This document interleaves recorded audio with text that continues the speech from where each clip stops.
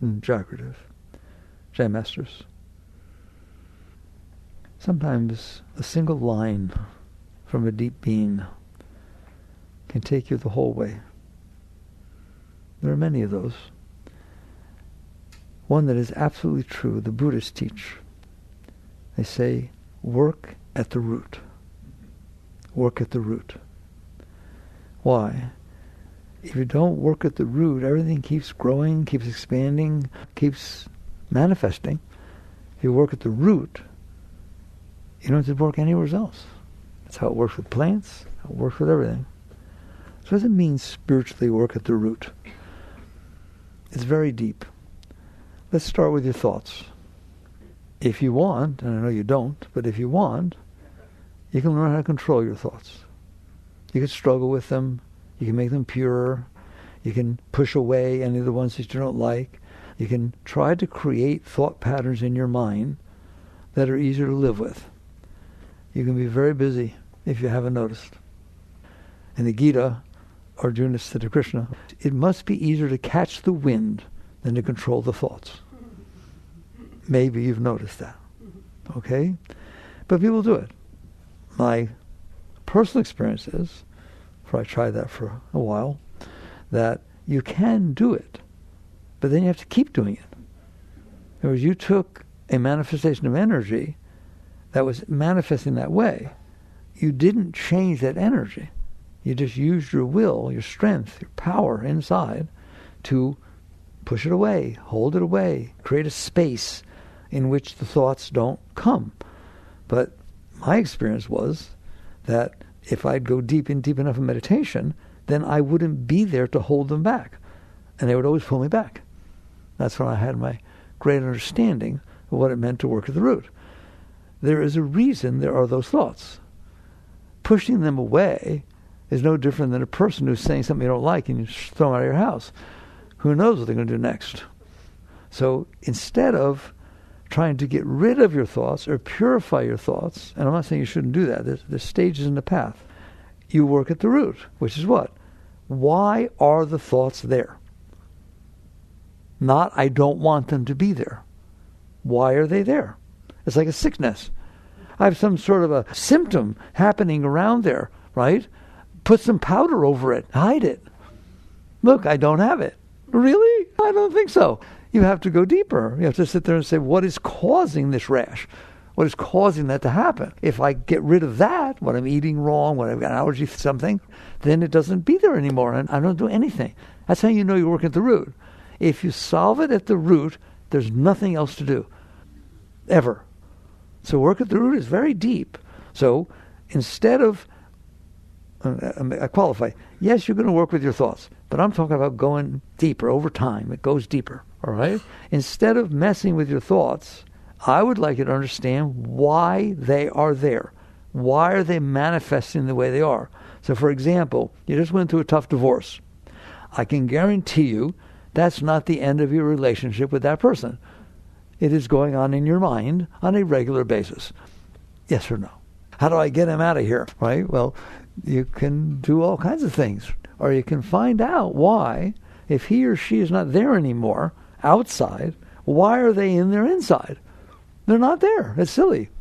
And you start to look. And yes, you can fight with your thoughts. You can try to do this. You can do affirmation. You can do all kinds of stuff to try and make your thoughts be okay. Or you can sit there and say, why are those thoughts manifesting as opposed to other thoughts? I've had lots of experience throughout my life. Why are those manifesting? And you're going to find yourself in your heart.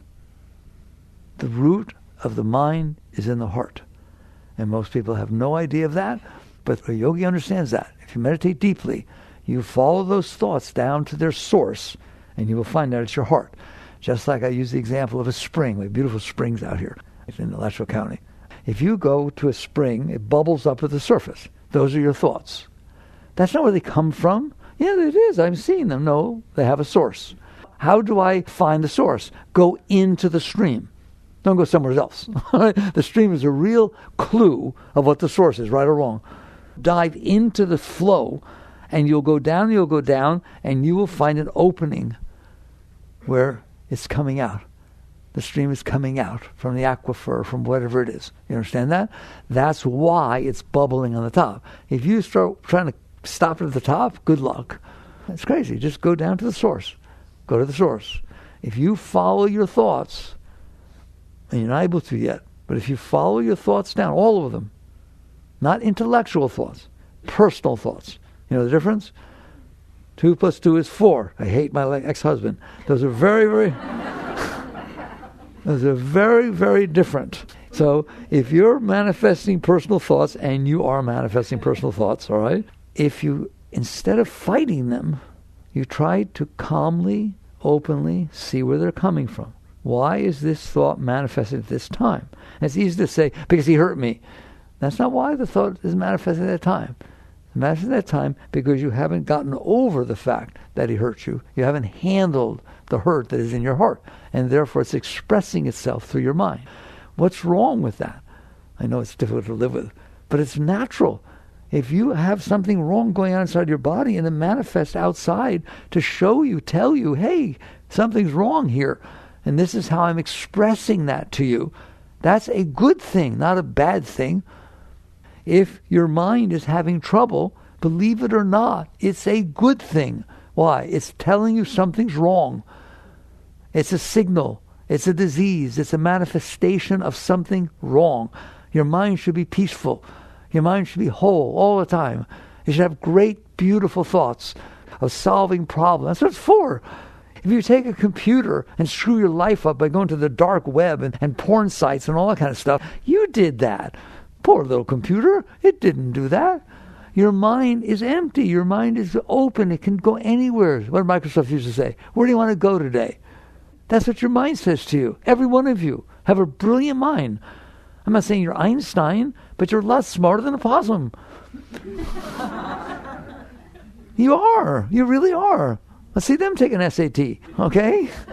Or we'll get the math tables down, right? You have a brilliant mind. What it was meant for is creativity, analysis, not analyzing how do I get someone to like me, not analyze how to get even with this person that hurt me, not analyze, well, I can't handle the fact that we used to be married, we used to eat over here, and then these were my friends, and every time I see them, it freaks me out. I think I need to move to Alaska so I can be okay, right?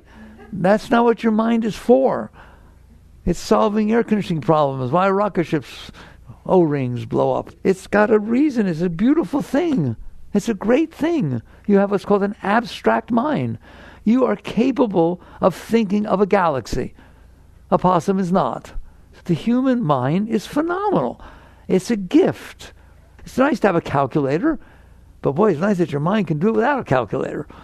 So you have a mind, and that's what it's given to you for. You're the consciousness inside, and you have these tools and implements. You have a body that lets you experience this outside world, otherwise you wouldn't experience it. It has senses that send the message back to you, right? You have a mind that's able to think. But if what it's thinking about is you, because you have problems, you wasted your mind. The personal mind is a complete waste. If you are living your life to try and satisfy your personal mind, what you're saying is, I'm a mess. I'm not going to fix the mess. I have all kinds of clues that I'm a mess, but I'm going to go out there and make you behave, every one of you. You're going to behave the way I need you to behave so you don't mess with my mess. Okay? I'm going to compensate for my problem by traveling, by having a relationship, by doing drugs, by drinking, whatever you want. I don't judge anything because I know what you're doing. Anything you do is because you're a mess. I need to distract myself from a mess. I need to have the outside world, when it comes in through my senses, because it does. See, your body was a gift. It comes into your senses. Sight, touch, smell, taste, right? Hearing. It comes in, but it disturbs you, doesn't it? There are things that can come in that you do, oh my God, help. You didn't just say that. I can't believe you said that. I never thought you would say anything like that. I can't handle that. Ever have that go on in there? What is that telling you? It's telling you, I'm not okay, and you just hit it. You hit my stuff. I always say to you, so you guys say to me, I said, no, it's the vibration of what was meaning. Okay, I wanted to say it in a foreign language you don't speak. The insult they just said to you, let's say they say it like that. You laugh. It's not the vibration. It's not this, it's not that. It's the fact that you can't handle that got said. All right? So the question is not, do you want, I mean, you can if you want, but I'll tell you, it don't work. You go on out there and try to manipulate every moment that did pass before you. Those are fun. Let's see you change that one. The moment that did pass before you that you didn't like, the moment that is passing before you don't like, and all the ones that might pass before you. Go on, get busy. Get busy using your brilliant mind to try to figure out a strategy and control and manipulation and everything to try and make it so that you can handle the things that are going on inside. Is that not the human life? I call it in the new book, Living Untethered, Beyond the Human Predicament. I'm telling you, that is the human predicament. Everybody's got it. It's like a disease, humanness. Okay? Well, it's not easy to live with, is it? And isn't it true? They say, people, nowadays, even kids have anxiety. Why? Why would you not have anxiety? Look at the job you just took. I have to have the moments that are unfolding in front of me. What everybody's saying, how they think of me. No, it's not just what's happening. Ready? You get anxious if you think they might think that someone else thought that you did something that you don't think you did. Create anxiety? We're in big trouble. So if you're not okay inside, you need to protect yourself from the outside world. That's what you're doing by manipulating it. I'll dress a certain way so you like me. I'll watch my words and say only sweet, nice things so that people like me. I will dress in a way that you are so scared of me that you won't say a word. Okay? Everyone's doing one of those. All right? Plus, I got some weapons over here. You want to know where war comes from? It comes from that. I'm not okay. Step back. You will be the way I want you to be. Or wait till you see what happens to you. We used to say hellfire and damnation. Now we say shock and awe. Just wait till you see what happens to you if you don't do what I want you to do. That's the human predicament. What's the root? What's the root of war? What's the root of divorce? What's the root of hate? What's the root of all of it? I'm not okay inside. And I need you all, meaning everybody, to behave in a way that doesn't make it worse in there. And maybe, rarely, behave in a way that makes it better. If you come up to me and say, oh my God, I've never told you. We've been together all through school and college since kindergarten. I've had such a crush on you. You're the most beautiful person I've ever met, but I've been too shy to tell you. All right? And he's like, how you doing? I just think you walk on water. You're so beautiful. Okay? Tend to do a little bit better. The question is, are you okay inside? If you are okay inside, the outside is fine. It is what it is. You came down for a visit to the planet Earth. Don't worry, not stay very long. People ask me, why do you always talk about this size of the universe? Are you kidding me? Please, once, maybe you're ripe to listen this time, right? You are sitting in one spot on a planet that 1.3 million of the planets fit inside the sun. And you care what's happening on that spot.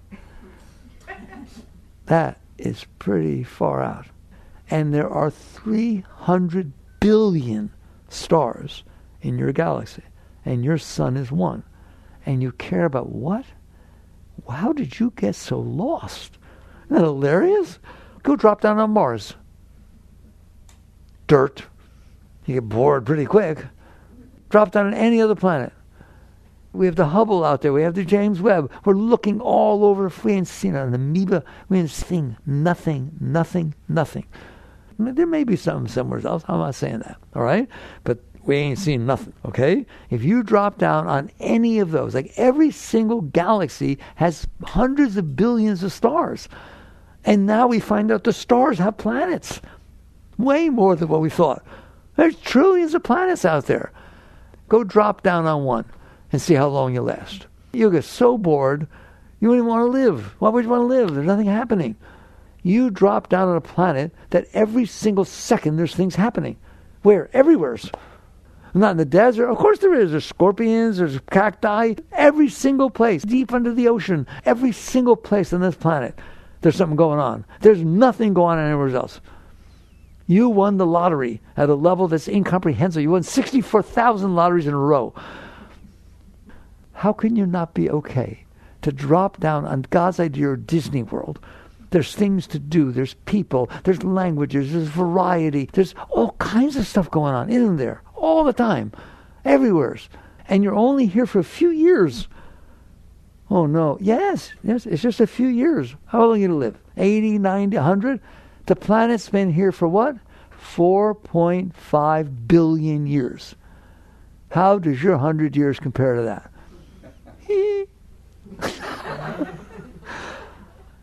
So you don't have any problems except for you. You have decided if you burped in my presence, that means you don't respect me.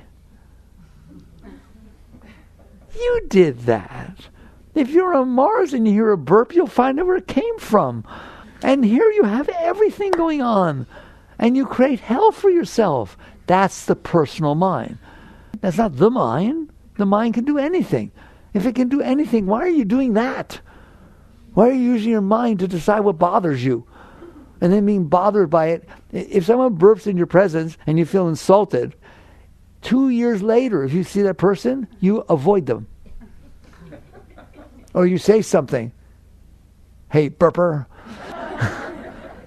You did that. That's what you chose to do with that brilliant mind that has memory and intellect and logic. You decided it's logical to be upset because somebody burped. Or because in a city, in his elevator, the people waiting, it's already very crowded, and some idiot held the door open for 2 more people to walk in. That will bother me for the rest of the day. I'll tell everybody, it's an idiot. That's the personal mind. It's still a computer. It's still mine. It's what you chose to do with it. Okay? Why? Why would you do that with this brilliant, brilliant mind? What kind of a thing is that to do? You do it because your heart can't handle things that happen. It hurts in the heart. It gets personal. It just does something, doesn't it? The heart's is your heart sensitive? Most of you don't know it because you stay so far away from the thing that you don't even know it's there. You get lost in your intellect or lost in your preferences and so on. Your heart is like the finest instrument that was ever created. You think your mind is great? I do this in the new book.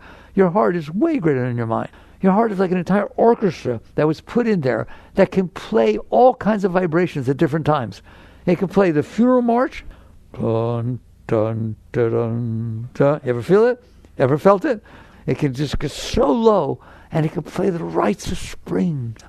Yes or no? Yes? Has your heart ever gone so high you can't even handle it, so beautiful? You would do anything to experience that again? Has it ever gone so low you would do anything to not have to experience that? Yes or no? That's your heart. That's your heart. That's just like your mind was given to you, just like your body was given to you, this heart was given to you.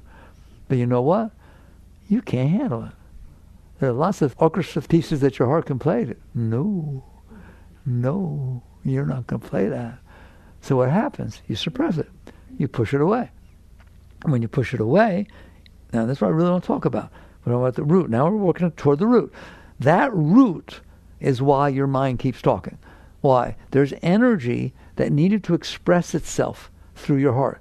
Totally natural. I mean, sadness is natural? I thought yogis were in ecstasy. They're in ecstasy about the sadness. They're in ecstasy because they're experiencing something, because they're not on Mars, because they have a heart, and this is the note it's playing now. You know what that does? I asked Ramakrishna, I told you, I love that he said that. Great, fully enlightened master, intoxicated with God. They asked him once, does an enlightened being ever feel anger? You know what he said? Yes. But it's like riding on water. What's the difference? Something comes in, the heart expresses this vibration, this powerful vibration, right? Right? Strong vibration, all right? Like the overture of 1812, right? Or the peaks of some of these great pieces, all right? It comes up and it passes right through. You experience it. You don't touch it.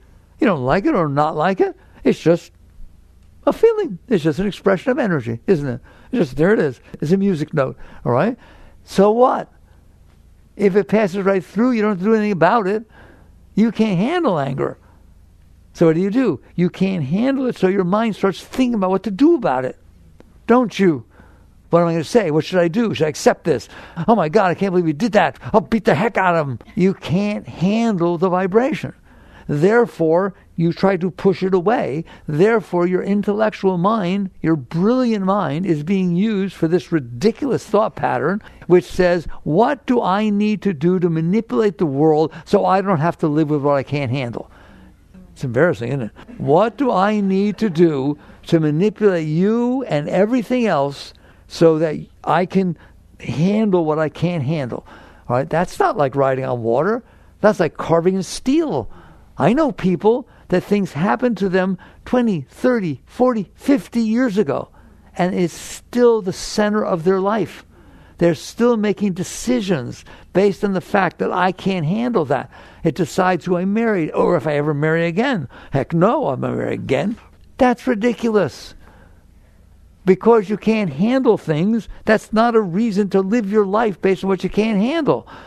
Then what do? Learn to handle it. Oh my God. That's working at the root, isn't it?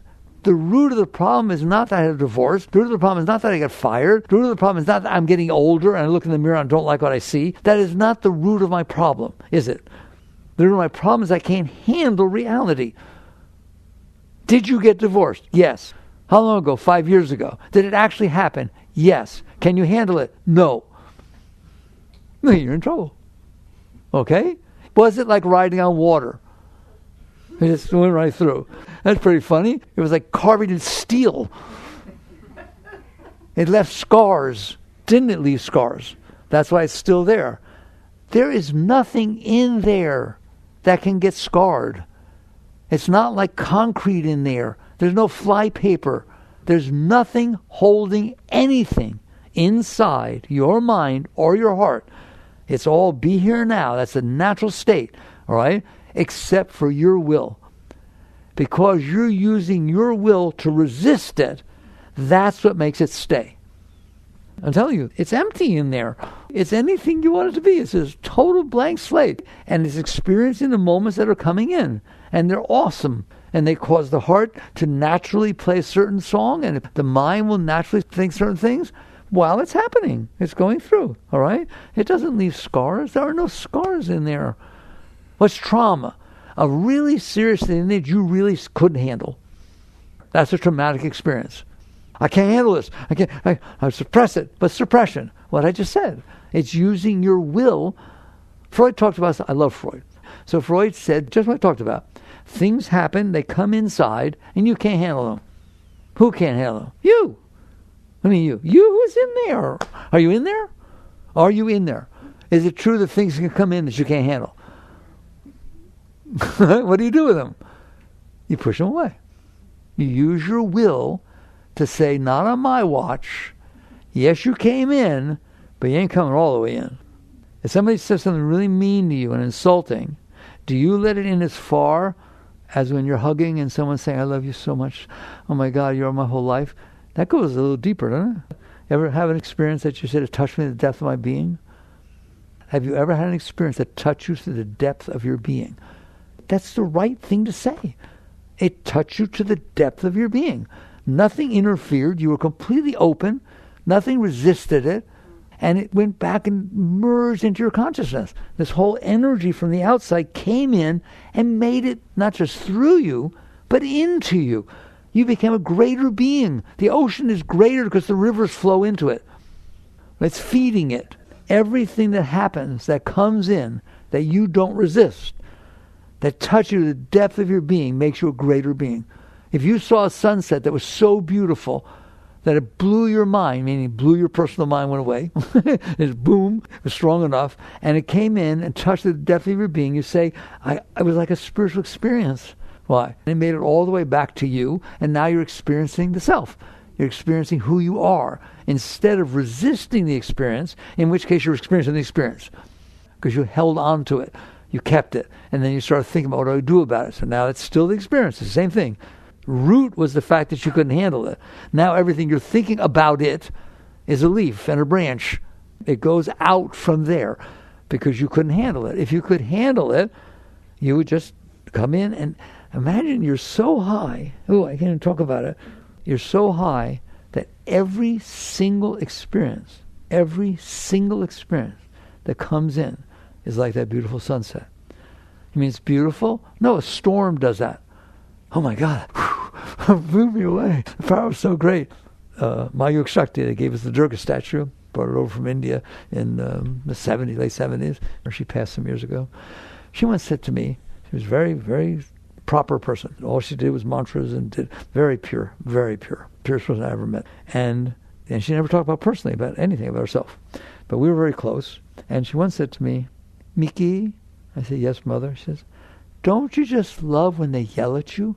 There's so much energy.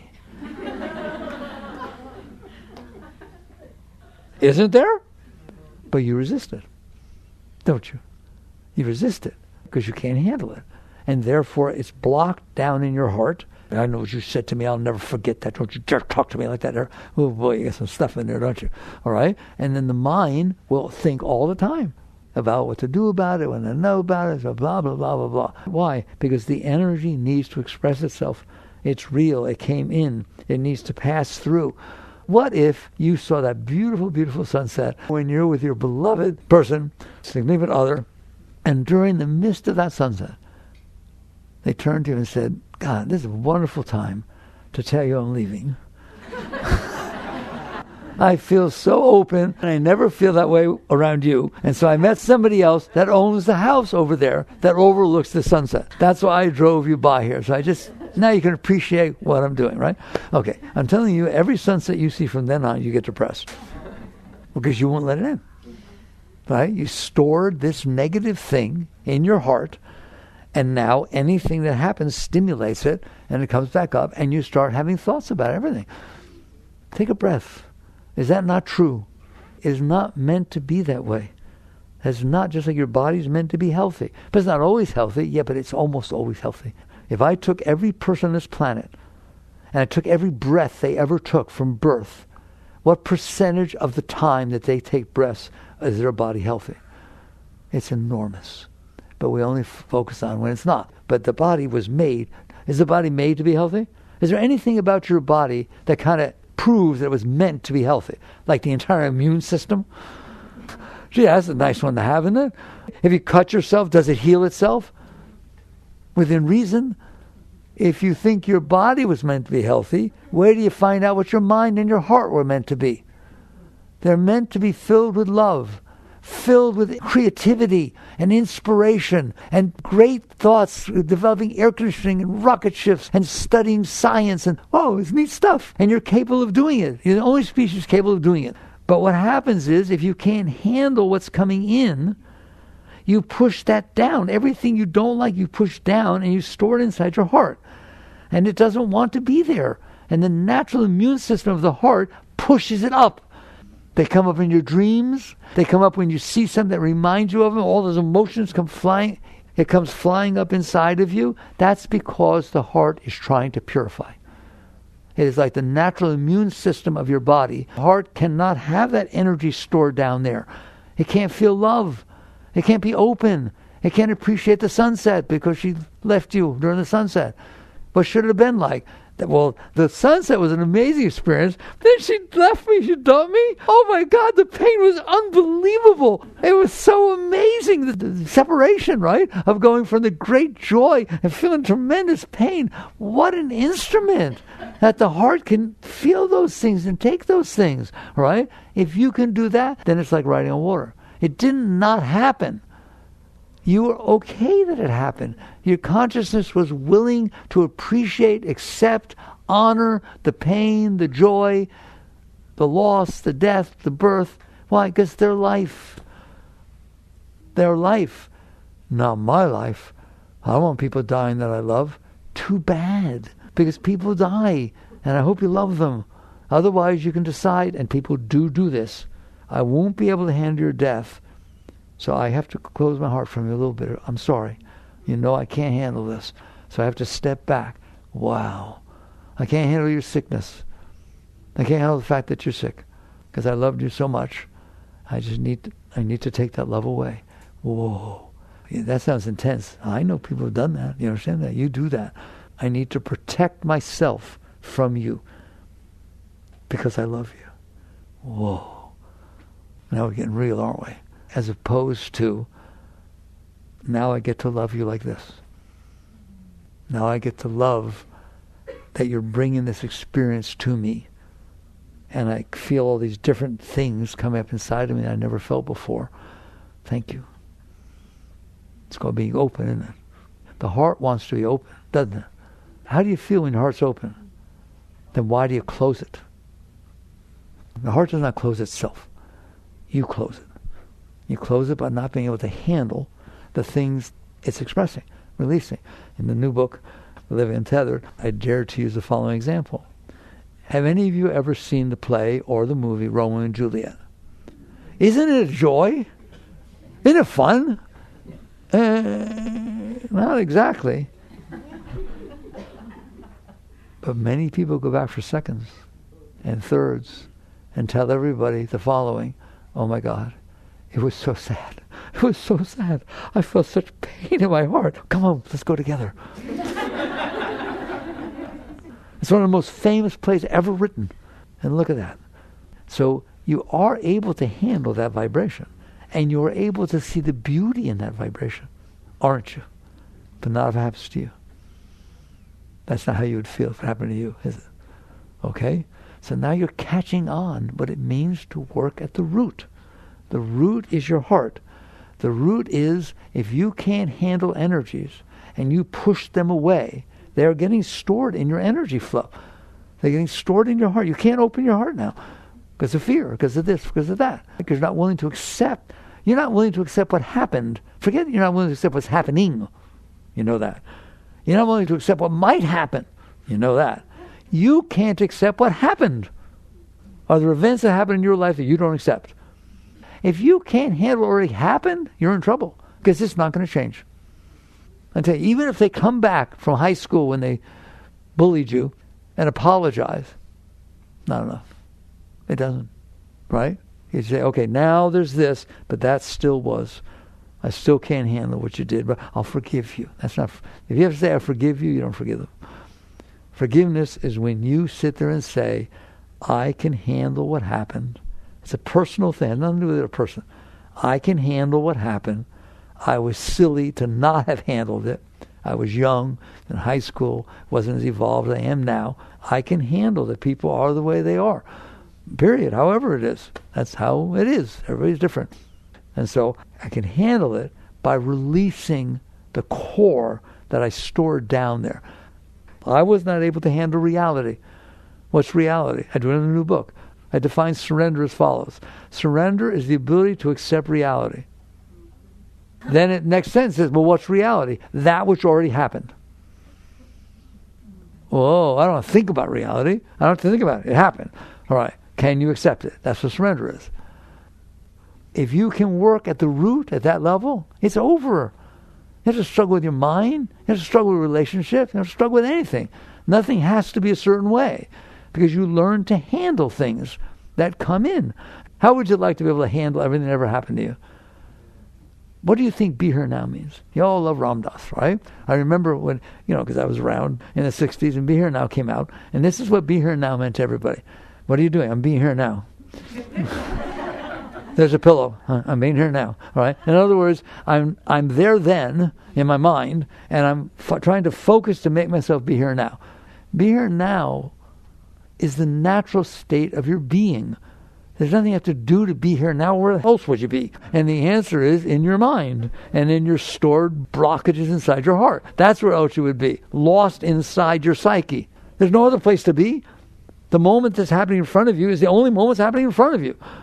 So be here now is where you are when you didn't store all this garbage inside. And that's where the great masters are. That's what it means to be enlightened. Enlightened doesn't mean you go off to a mountain somewhere and don't deal with anything. Enlightened means you can live right here in the reality of what's unfolding in front of you, and no matter what it is, you are fine. It passes right through, and you enjoy and appreciate the whole thing that's happening. That's the job, which is reality is unfolding in front of me. Why can't I handle it? And so we're going deep. So the root is the fact that you can't handle things, isn't it? If you could your husband comes home, he had a rough day at work, husband or wife, rough day at work, You were just all excited, waiting. You feel romantic and have a nice evening. And they come rushing in through the door. Don't even say hello to you. Go into the bedroom, slam the door, and that's that. Didn't even say hello. Didn't do a single thing. How you doing? Well, it doesn't feel good. Is it like riding on water? Whoa! A little twister just came through. Wow! That sure messed my heart up. It's beautiful, right? Comes in, rushes through, and it passes through. And you go about your business. And then he or she comes out of the thing. You can have a nice evening. The first words out of your mouth is, how dare you come thundering through this room? No, there's no need to say that. Your mind doesn't say that. You don't not say it even though the mind said to do it. People talk to me about that. Well, I shouldn't be like that. I don't want to be like that. Yeah, it's too bad you are. And it's very nice that you try to raise it. I'm telling you, if you can handle what happened, that doesn't go on in your mind. You know, a good example? Weather. A hurricane comes through, or a tornado. Hurricane's good. Wipes out houses, things, floods. All right, that's that day. What's it like the next day? Total blue skies, sun shining, quiet, really fresh because it washed everything away, right? It doesn't say I'm sorry. Nature doesn't say I'm sorry, does it? I'm asking you to be deep here. You're the same. You're higher than nature. You're the highest expression of divinity on this earth. Things can pass through. You can handle them. I know you can't right now. Okay? Then you start your spiritual journey. But understand, your spiritual journey is not about attracting to yourself that which you want to happen so you're okay even though you're not. It's not about learning to do mantras that can get a nice husband or a nicer house. Or it's not about that. I'm sorry. We talk about laws of attraction and manifestation. What are you trying to manifest? That which will make me feel better. Why don't you feel good to start with? Why do you need to have things to compensate for the fact that you're not okay? I'm lonely. What's wrong with trying to attract somebody? No, nothing. Absolutely nothing. I want to know why you're lonely. You're lonely because you're blocked. Because I'm telling you, you ain't lonely. You're so filled with love you can't even see straight. It pours inside of you. Wave your hand across your heart. It'll burst open anytime. All the time. You're a very great being. There's no one has ever existed that's greater than you are. That's what's inside of you. But you blocked it by shoving the stuff that you can't handle down inside your psyche. And now your psyche, your self-concept, your ego is made out of the stuff you couldn't handle. I'm the one that doesn't like this. I'm the one that likes this. I'm the one that wishes this would happen. I'm the one that can make this happen. That's who your I is. So the root, ultimately, I said the root was in the heart. It's deeper than that. The root is that you can't handle things. If you can handle things, it will be like riding on water. Anything comes in. Not good, not bad, not right, not wrong. It just passes through. You're here, you're present. And you're always feeling love. You're always feeling love. But what if something terrible happens? You mean like Romeo and Juliet? Everything has its beauty. Everything has its place. You're talking yin and yang. That's what I was talking to you about. Everything is what it is. That's not the problem. The problem is you can't handle it. So it's the solution. Learn to handle it. That's the only solution. If the problem is you're allergic to bananas and you have rashes all over, well, what's the solution? How do I make it look good? Stop eating bananas. The problem is that you can't handle things. Does that make sense to you? Do you see that? There's lots of things you can handle. You can handle almost everything. I once taught you that. You are 99.99% enlightened. Every single one of you. Do you understand how many things come in through your senses at any given moment? The trees, the wind, the weather, the cars, the people. You can handle it just fine. Unless one particular car drives by. Or you are planning your birthday party outside and it looks cloudy, even one cloud. Oh no. If you don't have anything going about it, you handle it just fine. But if you did something in your mind to formulate what we call preferences, what are your preferences? The fact that I can't handle things and I prefer that you and everybody else behave in a way that doesn't disturb what I can't handle and maybe makes me feel better about what I can't handle. I've always felt insecure. I never felt anybody could really love me. I just can't believe the way you're treating me. It's like, I almost really believe that you love me, and I never ever thought that I could ever believe anyone would love me. In other words, my relationship with you is based on the garbage that's stored inside of me. I'm in relationship with you because I suppressed everything my whole life, and what mommy did and what daddy did and what Uncle George did, and therefore I never was able to open up mine, and have bullied me in high school. High school was a tough one, wasn't it? All right, nowadays it's probably junior high. But net result is there's all kinds of social garbage going on, right? In other words, you built all this garbage inside of you, and you think people don't like you, so if somebody comes up and they help to compensate for that, you marry them. My argument is, and I used to teach this before, I just am afraid to now, right? My argument is, if the relationship works, like you think it will, then you won't feel the insecurity and the lack of love. But that was the reason you got into the relationship. Uh-oh, divorce time. You're just not turning me on the way you used to. It's not the same thing when I see you. Of course it's not. They changed, you changed. In other words, it worked. And usually it doesn't work anyways. So that really does anyway. So you lose either way. You need to see where you're coming from. And where you're coming from is your problems. I loved my job until they told me they could give me the corner office, and then somebody else came in and gave them the corner office. Okay, how do you feel about your job now? Insulted? I used to love coming to work. Now I hate it. Give me a break. What do you care what office you're in? You did that. You ruined your relationship. You ruined your job. You ruined everything. I'm a musician, and I was playing gigs. I played one gig. They got up and walked out. I guess I'm not a musician, right? What are you doing? Hear me? You have made a royal mess of your life, have you not? And don't tell me that the outside world did it. The outside world's way out there. It's just going about its business. It's just unfolding its natural way. People are the sum of their learned experiences. So that's what you got to meet you. Hi, some of your learned experiences. No, seriously. Hi, some of your learned experiences. Guess what? I don't know you because I don't know your experiences. I had my own experiences. Therefore, you are not anything like me, and you will never be anything like me, and I love it. Getting to know you, getting to know all about you.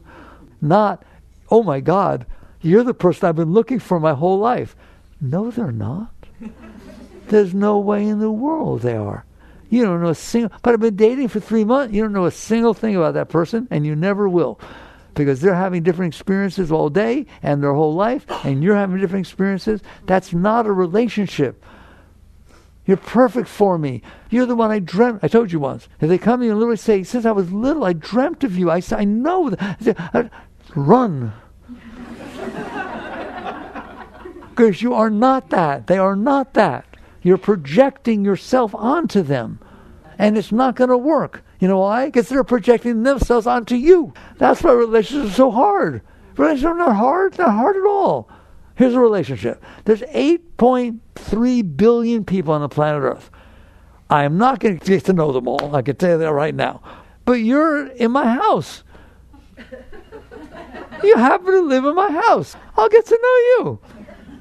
And guess what? It's going to be very healthy for me. Why? Because I'm going to have to let go of me to get to know you. I have to let go of my concepts, hopes, dreams, preferences, everything. I cannot believe I married you. We didn't live together first, and you actually don't put the cap back on the toothpaste. I've never met anybody who didn't put the cap back on the toothpaste. My mother always said, don't hang out with people, don't even bother to put the cap back on the toothpaste. And now I find out I married you, and that cap is not on that toothpaste. That's what you do, isn't it? About everything. You can't have a relationship like that. The relationship is as follows. I'm carrying around the garbage that I didn't get rid of during the course of my life. That's what they mean, the sum of your learned experiences. You're not the sum of your learned experiences. You're the consciousness that is experiencing what it's like to have these sum of your learned experience that you're stored in there. They're over. You don't need to carry them, but you did. Okay? So now I have devoted myself to a relationship with you. I know you are not who I think you are. Period. That's not what it's about. That's not why I'm in this relationship. And I know that I don't expect that you will be every way I need you to be so that I'm okay, even though I'm full of it. I'm in this relationship to get rid of me. That's a relationship. That's a holy relationship. That's a spiritual relationship. Not all this new agey stuff. All right? I'm in this relationship because I know you're going to hit my stuff. There's no way you're not going to hit my stuff. Why? Because I have stuff. And I'm not going to manipulate you so you don't hit my stuff, because then I keep my stuff. I have committed myself to this relationship, and what that means is that if something hits inside of me that causes a disturbance in my heart or my mind, I will use this relationship to let that go. That's what it means to be committed. Whoa, that's a little deep in it. You better watch your marriage vows.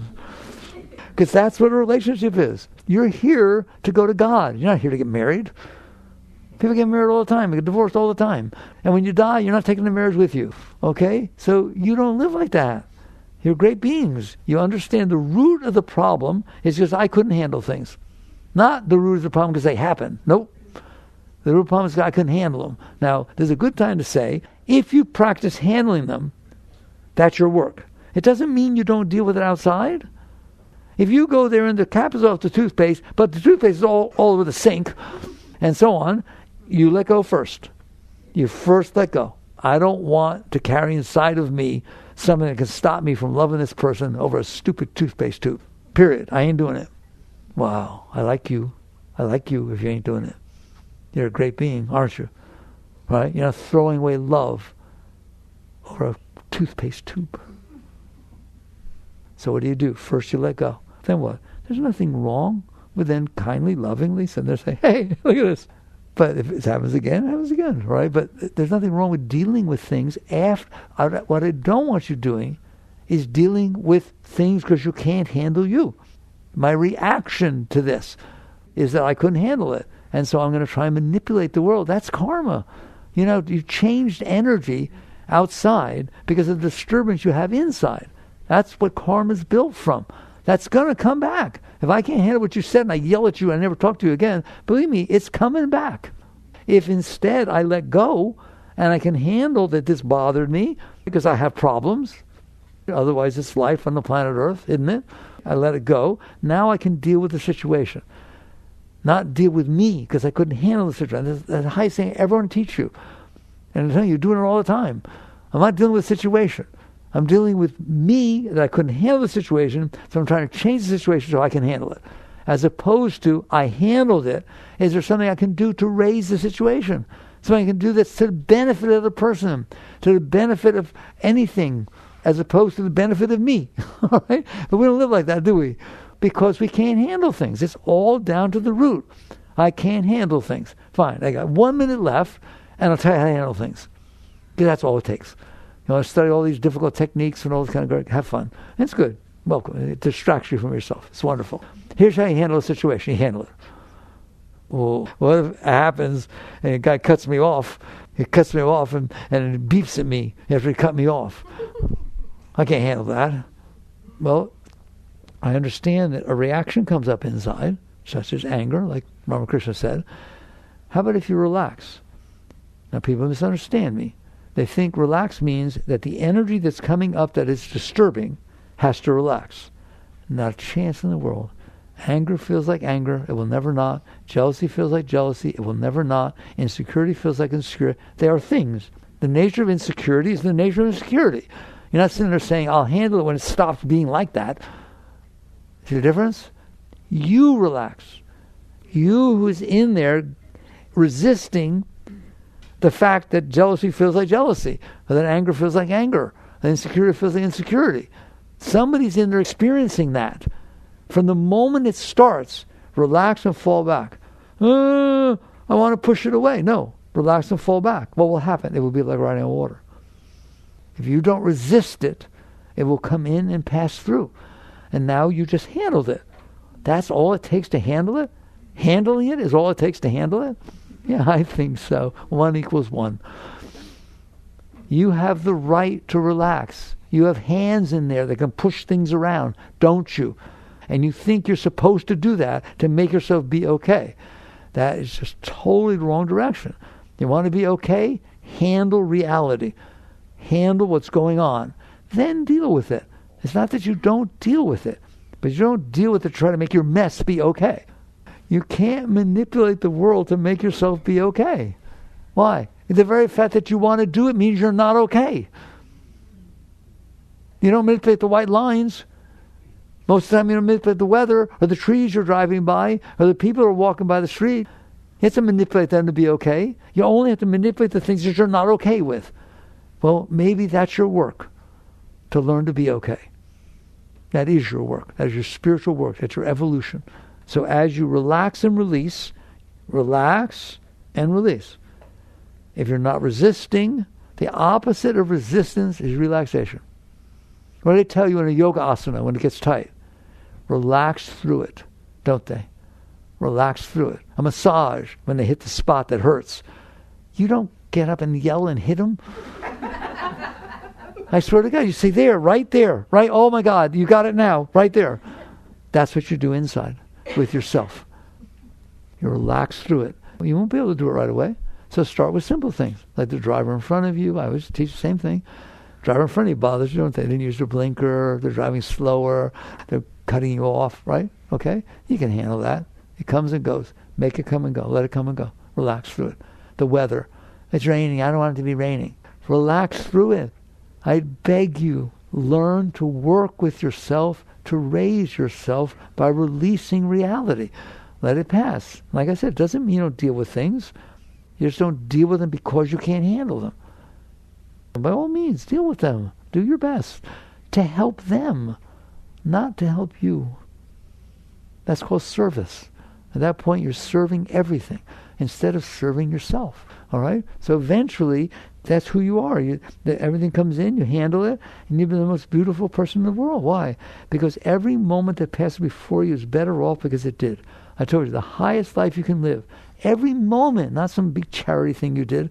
Every moment that passes before you is better off because it passed before you. That'd be a nice way to live in it. But you have to be done with yourself. That's what Christ always said, die to be reborn, didn't it? That's what Ramdas said, becoming nobody. You become empty inside so that you're full. You become empty of you, and I tell you, you'll be filled with Shakti. It will just pour inside of you all the time. The rush of holy waters, constantly. All right, now you understand working at the root? The root, when I started talking, I said the root is in the heart. No, the only reason the root's in the heart is because you couldn't handle things. So the real root is that you couldn't handle things, isn't it? Because if you could handle them, it's over. It's over. You're a great being. There's nothing but pure light coming out of your whole being. All right? Work on these things. Jagrata.